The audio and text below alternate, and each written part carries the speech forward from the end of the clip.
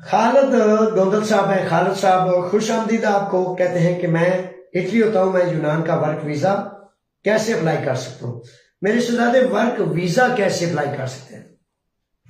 Work visa के लिए आप दुनिया में किसी भी मुल्क में हैं, आपने वतन में है, वतन अजीज पाकिस्तान में, या किसी भी मुल्क में है, यूनानी वो फर्द जिसका काम है, जिसकी फैक्ट्री है, जिसका रेस्टोरेंट है, जिसको मजदूर की जरूरत है, वो आपका वीजा जिली यूनिट यानी कि पेरिफेरिया में दायर करेगा और उसके बाद अगर वो मंजूर कर लिया जाता है तो वो आपको भेजा जाएगा।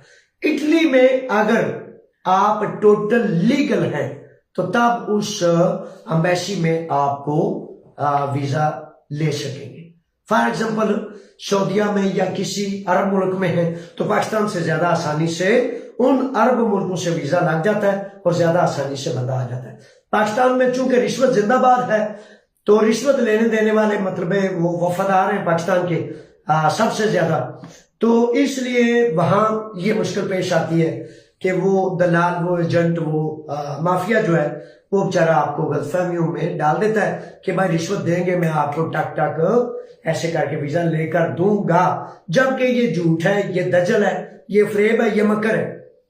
जब ग्रीक एम्बेसी ये महसूस करती है कि आपका वीजा लेने में या टाइम लेने में एजेंट दाखिल है तो फिर वो पीछे भी समझते हैं कि पीछे भी किसी एजेंट ने वीजा भेजा है।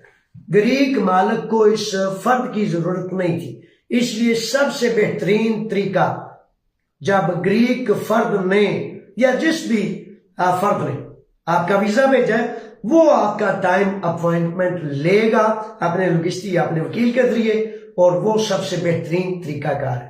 एजेंट या रिश्वत लेन देन के चक्रों से अगर आप बात रहेंगे तो परसेंटेज भी ज्यादा हो जाएगी और अल्लाह के कानून में भी और दुनिया के कानून में भी आप सुरक्षित रहेंगे।